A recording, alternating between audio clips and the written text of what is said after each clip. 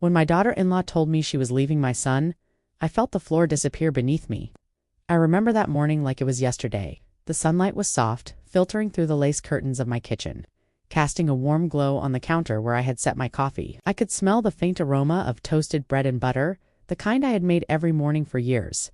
But even as the familiar smells wrapped around me like a comfort blanket, nothing felt normal. Not the sound of the kettle hissing, not the ticking clock on the wall, and certainly not the calm, deliberate voice that spoke the words I could barely process. "It's over," she said. "My daughter-in-law, Clara, my son's wife, the mother of my grandchildren, I'm filing for divorce, and I don't think your son can forgive what you've done." I dropped the mug. Coffee sloshed onto the counter, steaming slowly, the smell suddenly bitter in my nose. My hands trembled not from the spill but from the realization that everything I had worked for, everything I had tried to protect and nurture in my family, had unraveled in one sentence. I wanted to ask her what she meant. I wanted to protest, to tell her she was wrong, that my son didn't hate me, but the words caught in my throat. Instead, I just stood there, staring at her, feeling the weight of every birthday, every holiday, every family dinner where I had tried too much, maybe to steer my son's life in the right direction. I had always been careful, or at least I thought I was. I believed in family loyalty. I believed in guiding my son, giving advice when he didn't ask for it, and protecting him from the kind of mistakes I had made in my own marriage. I thought my intentions were pure, but as I looked at Clara.com and unyielding, I realized that good intentions are not shields against consequences. Before this morning, life had felt ordinary, predictable. My son Michael was a good man. Hardworking, thoughtful, a little too gentle sometimes, but he had a heart of gold. Clara had joined the family when he was 26, fresh out of college, ambitious and bright-eyed. At first, I had welcomed her with open arms. I liked her spark, the way she could make my son laugh even on the hardest days. Our home was small, but cozy, the kind of house that smelled faintly of baked cookies and old books. Michael and Clara had been living with me temporarily after they bought their first house, a renovation project that neither of them had the budget to tackle alone. I cooked, I cleaned, I fussed a little more than I should, but I did it all out of love. I told myself it was helpful, not meddling. I repeated that phrase to myself countless times, because the thought that I might have caused harm never occurred to me until now. Mornings were my favorite. I would make breakfast, sit with Michael and Clara while they drank their coffee and listen to them talk about work, bills, or the tiniest frustrations. I liked the rhythm of it, the quiet intimacy of domestic life. We weren't perfect, of course. I had a tendency to voice my opinions loudly, sometimes without realizing the weight they carried. Clara had, on occasion, shot me looks that lingered, longer than necessary, but I always brushed it off, thinking she just needed to adjust to my style. And yet, somewhere along the way, I must have crossed a line. Somewhere along the way, my advice became interference, my concern became criticism. And now, standing in the kitchen with coffee spilling onto the counter, I understood that interference had consequences I hadn't imagined. The first clue had been subtle. A missed dinner, a curt text instead of a phone call, a lingering silence at the table where Clara would usually laugh at Michael's corny jokes. I hadn't wanted to see it. I told myself she was stressed, that everyone has off days. I told myself Michael was busy at work, that I was imagining things. But there was a moment, one that now plays in my mind on a loop, that I can't unsee. It was a Friday evening, the house unusually quiet. Michael was in the study. Clara was in the living room, and I was in the kitchen cleaning dishes. I overheard a snippet of conversation when Clara thought I was in the next room. A line that should have made me pause. "I can't do this anymore," she said, voice trembling but resolute. "It's like she's everywhere, controlling everything." My heart skipped a beat. I froze, hands hovering over the soapy dishes. She wasn't speaking to anyone on the phone, but she was venting, and the target was clear. Me, I tried to brush it off. I told myself she was just frustrated. I convinced myself that it was normal for young couples to feel stress from in-laws, that they just needed space. But the seed of fear had been planted. I couldn't shake the feeling that something was shifting beneath the surface of my family. And then, that morning, Clara had spoken the words that made it all real. "It's over, and it's your fault." The accusations stung in ways I wasn't prepared for. My mind spun with questions. How? When? What had I done that could have driven a woman I had welcomed into my home, whose child I had helped raise, to leave my son? I wanted to run to Michael, to hold him, to make him see that it wasn't true. But even he had been distant lately, distracted, almost hesitant when we talked about Clara. I realized with a sinking feeling that this was bigger than one conversation. This was a fracture in the foundation of our family, and I had built part of that foundation myself. I remember sitting down at the kitchen table, the mug still warm from the spill, and trying to piece it together. The late-night advice I had given him about finances, the comments about his career, the subtle disapproval I had shown toward Clara's choices, it all replayed in my head. I had thought it was guidance. I had thought it was love. But in her eyes, it had been controlling, overbearing, and perhaps even suffocating. I had loved my son fiercely. I had loved my daughter-in-law too, in my way, but love, I realized painfully, is not permission to interfere. And now, that lesson had come at the cost of a marriage. After that morning, the house felt different. The sunlight no longer seemed warm. It felt harsh, exposing every fault line I had tried to ignore. Michael moved through the rooms quietly, avoiding my gaze as if speaking would tip the fragile balance even further. Clara, for her part, was polite, almost cold, like someone performing a role rather than living in a home. And me, I felt like a shadow pacing between the kitchen and the living room, replaying every moment, every word, trying to understand how I had become the villain in my own family story. It started small, months before that fateful morning. At first it was just minor things. I would ask Michael about his day, and he'd sigh before answering. Clara would offer a polite smile at the dinner table, but it never reached her eyes. Sometimes I'd notice her stiffening when I commented on her cooking or her choices for the children's routines. I chalked it up to normal tension. Every young couple struggles with in-laws. But now, looking back, those little shifts were warnings I had been too blind to see. There was the incident at Thanksgiving. I had been in the kitchen overseeing the roast, as I always did. Clara tried to help, chopping vegetables with careful precision. I made a small comment meant to guide, to be helpful about how she should cut the carrots thinner for even roasting. I remember the flash of irritation in her eyes, the quick, tight smile she forced. I told myself she was just tired, that she was stressed from preparing the meal. But later, I overheard her whisper to Michael, "She doesn't think I can do anything right." It stung, but I didn't confront it. I tried harder to be gentle, to give her space, to let her make her own decisions without my input. I even sat back during the next holiday gathering, telling myself that love was letting go. But old habits die hard, especially when you believe you're protecting someone you love. Then came the subtle digs, the remarks that at first seemed harmless. At my suggestion, Michael had been applying for a promotion at work. I encouraged him, pointed out the benefits, the salary, the security. Clara argued it would put him under too much stress. I argued back. Words were exchanged, voices raised just slightly above normal conversation, and I remember the tension at the table, the cold silence afterward.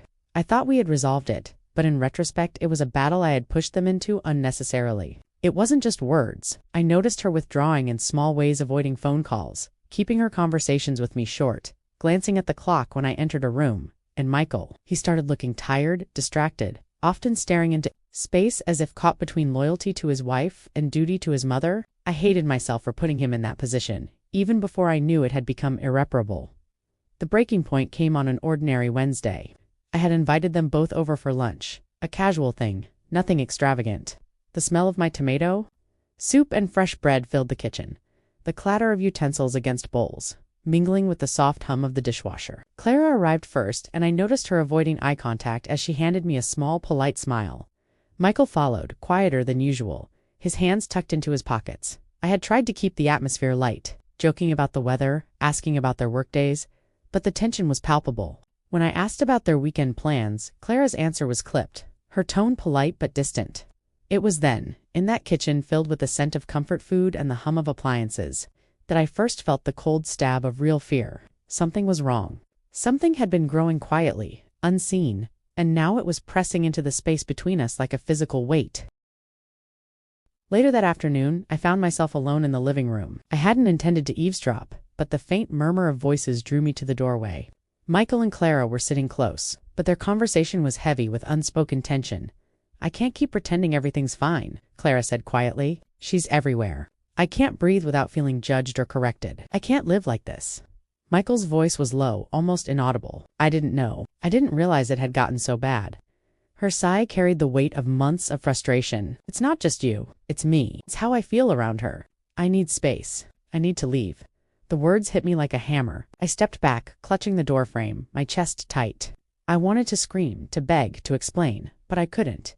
I realized then that this was beyond apology. My interference, my overbearing ways, had driven a wedge between my son and his wife, and I hadn't seen it coming. I had been blind, and now my family was paying the price. For days afterward, I replayed every interaction in my head. I cataloged my mistakes, the advice I had forced, the criticism I thought was gentle, the unsolicited opinions I had shared. It was humiliating and heart-wrenching to admit, but it was necessary. I had created the tension that Clara was now acting upon, and I had to own it. The first week after the announcement was unbearable. Michael retreated to the study, and Clara avoided the house as much as she could. I tried reaching out emails, texts, gentle calls, but she either didn't respond or replied in monosyllables. Michael would return my calls politely, but there was an unspoken distance between us, like a chasm that had opened quietly, invisibly. Over months of misguided love, I remember sitting in my favorite chair, the worn leather comforting under my hands, staring out the window at the garden I had planted years ago. The roses were blooming, red and bright against the muted green of the lawn, and I thought bitterly how even the most beautiful things can't shield you from the mistakes you make. My heart ached, not just for the loss of my daughter-in-law, but for the distance between me and my son, the man I had raised, the boy I had held in my arms, who now seemed so far away. And yet, amidst the despair, a small spark of determination emerged. If I had caused this, if my actions had driven Clara away, then I could also take steps to make it retour, at least, to try. I didn't know if I could fix the marriage, but I could fix my part of the story. I could own my mistakes, apologize sincerely, and hope for forgiveness, even if it took time. The first step, I realized, was understanding. Not just knowing that I had been controlling or critical, but understanding why Clara felt suffocated, why Michael felt torn. I needed to listen without judgment, without defensiveness, without excuses. I had spent a lifetime giving advice, guiding, teaching. Now it was time to listen. It wasn't easy to face the truth. The house felt quieter than ever, the usual hum of life replaced by a tense stillness. Every time I saw Michael, I felt the weight of unspoken words pressing down on me. Every time I tried to speak to Clara, I felt a wall rise between us, invisible yet impenetrable. One evening, I decided I could no longer remain passive. I called Clara and asked if she would meet me at the small cafe near the park, the one with the faded checkered tablecloths where she used to come with Michael and me before the wedding. She agreed, though her voice was guarded, polite, distant. That afternoon, I parked my car across the street, heart hammering, palms clammy, and waited when she arrived. She looked the same, bright eyes, soft hair, but there was a steeliness to her posture, a resolve that I had rarely seen. We exchanged polite greetings, and I gestured to the chairs opposite mine. She sat, folding her hands neatly in front of her. Silence stretched between us, punctuated only by the faint clatter of plates from the cafe kitchen. Finally, I spoke. "Clara, I know you're upset with me. I know I've overstepped, and I want to understand. I want to listen." Her eyes narrowed slightly, cautious, like she was measuring my sincerity. "Listen," she repeated. "You didn't just overstep. You've been controlling Michael since the day I met you. You've criticized me, questioned me, treated my choices like they weren't good enough. I can't live with that anymore." Her words cut deep, each one striking like a whip. I felt the sting of guilt, the undeniable truth that I had been blind to my own actions. I wanted to argue, to defend myself, but the sight of her tears, so quietly restrained, kept me silent. "I never wanted to hurt you," I whispered, my voice trembling. "I thought I was helping. I thought I was protecting my son." She shook her head slowly. "Helping is one thing, controlling is another. You didn't see me as your daughter. You saw me as someone who needed to be managed. And Michael, he's caught in the middle. He loves me, but he also loves you. He doesn't know how to navigate this. I can't do it anymore." The words sank into me like stones. I realized painfully that this was bigger than I had imagined. I had not only strained my relationship with Clara, but I had put my son in an impossible position, forced him to choose between loyalty to his wife and loyalty to me. I hadn't considered how unbearable that must have been for him, and now I could see the toll it had taken. I nodded, swallowing the lump in my throat. "I understand," I said. "I see it now, and I'm sorry, truly. I've made mistakes, and I want to make it right if I can." Clara looked at me for a long moment, searching, assessing. "I don't know if you can fix it," she said finally. "I don't know if Michael and I can fix it. But maybe you can fix yourself. Maybe you can learn to step back and let him live his life without feeling judged." Her honesty struck me harder than any accusation. She wasn't speaking to punish me. She was speaking to protect herself, and maybe even to protect my son. I felt tears prick my eyes, and for the first time, I truly understood how my actions had caused real harm. Over the next few weeks, I made a deliberate effort to change. I stopped offering unsolicited advice. I stopped pointing out flaws, small and large, in Clara's parenting or household management. I began listening instead, truly listening when Michael spoke about his life, his choices, his frustrations. I tried to let go of the need to control, to guide, to help. And yet, the fear of losing my son's marriage lingered. I couldn't escape the nagging worry that no matter how much I tried to repair my relationship with Clara, it might be too late. The tension in the house was palpable, a constant reminder of my failure. One Saturday, I came home to find Michael sitting at the kitchen table, staring at the floor. He looked exhausted, worn thin by months of stress. "Mom," he said quietly, without looking up, "Clara wants a separation. She thinks it's the only way we can figure out what's wrong between us." I felt my chest tighten. A separation? Not a divorcee, but still? The idea that they would live apart, even temporarily, felt like a blade through my heart. I wanted to say something to reassure him, but I remembered Clara's words. "Step back and let him live his life without feeling judged." "I understand," I said instead, softly. I want you to know that I'll do whatever I can to support both of you." He finally looked up at me, his eyes tired but grateful. "I know, Mom. I just don't know how to fix it." We sat in silence, the ticking of the kitchen clock louder than ever. I felt a strange mix of despair and hope. Despair because I had caused this pain. Hope because maybe, just maybe, acknowledging my mistakes was the first step toward healing. A few days later, I decided to write a letter to Clara, not an apology that demanded forgiveness, but a heartfelt acknowledgement of my faults, a pledge to step back and respect her space. I poured my heart onto the page, detailing each instance I could remember where my actions may have caused friction, expressing my regret, and promising to support her and Michael in whatever decisions they made. Sending the letter was terrifying. I imagined her crumpling it in her hands, throwing it away in anger, but when she called me a week later, voice softer than I had expected, thanking me for writing and acknowledging my effort, I felt a fragile sense of relief. It was a small step, but it was progress. After sending the letter, the days that followed were quiet, almost painfully so. It felt like walking on a frozen lake. Every step measured, every word cautious, and yet each movement necessary. I knew I couldn't force Michael and Clara to reconcile, but I could at least take responsibility for my part and try to repair the relationships before the fractures became permanent. I started with Michael. One evening after work, I invited him to sit with me in the garden. The air smelled of damp earth and blooming lilies. The soft hum of the neighborhood life around us, children playing, dogs barking, the faint sound of a lawnmower in the distance. The familiar comfort of our backyard, usually a place of laughter and conversation, felt heavy now, weighted with months of tension. "Michael," I began, my voice quiet, careful. "I want to talk about everything. Not to tell you what to do, not to make excuses. I want to be honest about my mistakes." He looked at me for a long moment, the exhaustion evident in his eyes. "Mom, I know you didn't mean harm," he said finally, "but it's been hard. Clara's hurt. I'm hurt. I don't even know where to start." I nodded, tears prickling my eyes. "I know, and I can't fix the past, but I can try to do better. I won't interfere anymore. I promise to support both of you, no matter what decisions you make." He exhaled slowly, a mix of relief and lingering worry in his expression. "Thank you, Mom. That really helps. I think we all needed to hear that. It wasn't a miracle fix. The tension didn't disappear overnight, but that conversation was a turning point, a first step in opening the door to accountability and change." Next, I turned to Clara. Our interactions remained delicate, cautious, like threading a needle through fragile fabric. But I made an effort to acknowledge her presence without judgment, to help without controlling, to listen without offering advice unless it was asked for. Simple gestures, a cup of coffee, a shared laugh over a child's mischief, a sincere compliment about something she had accomplished slowly chipped away at the walls we had built around ourselves. One afternoon, while watching the children play in the yard, Clara spoke softly. "I know you're trying," she said, "and I appreciate it. I can see you're trying to let go." Her words were a balm. Not forgiveness yet, but recognition of effort, and that was enough to keep me going. I realized that repairing relationships isn't about grand gestures. It's about consistency, patience, and humility. I also had to face the consequences of my behavior in other ways. Family members who had noticed the strain were hesitant, offering comments like, "Maybe you should let them be," or "Perhaps you've been a bit too involved." Initially, I bristled, defensive as I always had been, but I forced myself to listen, to reflect, to accept criticism without judgment.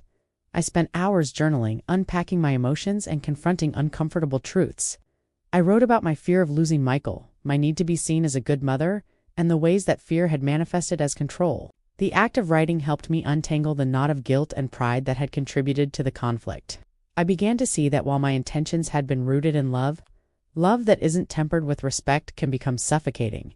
Then came The confrontation I had dreaded, the moment when I would have to face Clara and Michael together. Michael had suggested a family dinner, a neutral space where we could talk, eat, and perhaps rebuild the fragile threads of connection.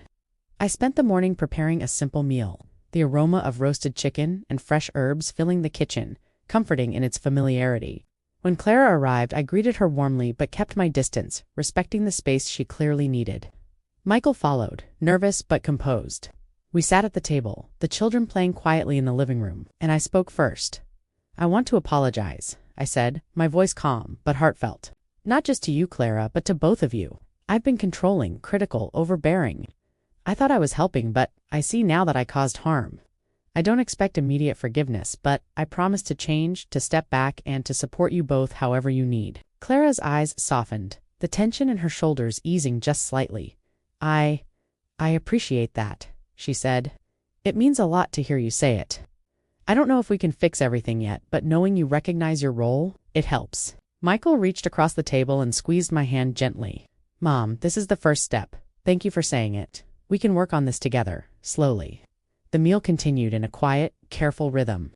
Conversation was tentative at first, filled with pauses and careful phrasing, but gradually laughter returned, a small chuckle over a mispronounced word by the youngest child, a shared memory of a past holiday mishap. It wasn't perfect, but it was real.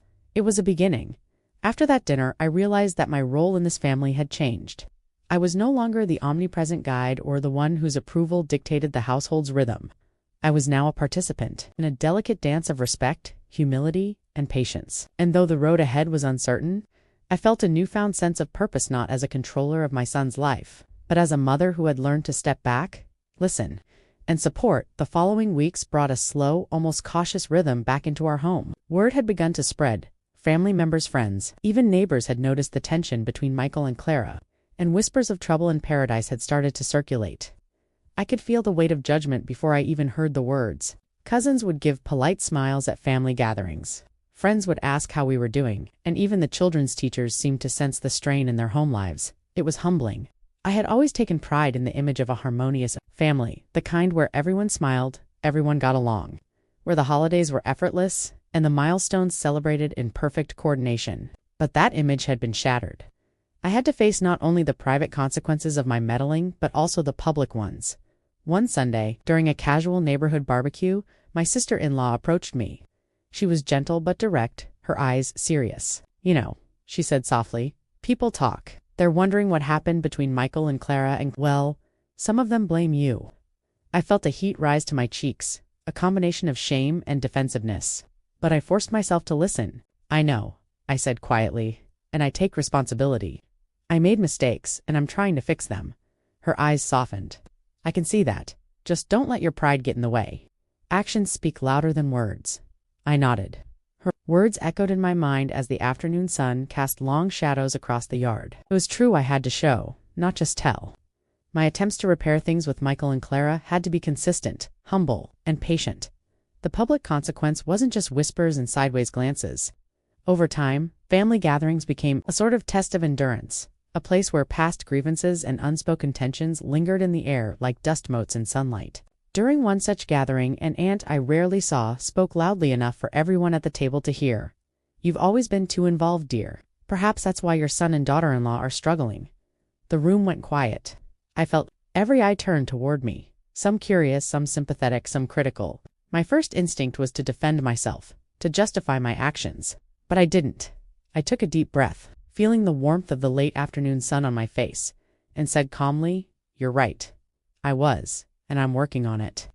There was a pause, and then the conversation shifted naturally to lighter topics. No one challenged me, no one argued, but the acknowledgement of my fault in front of family and friends was powerful. Not humiliation, it was accountability. Not shame, it was growth, in private.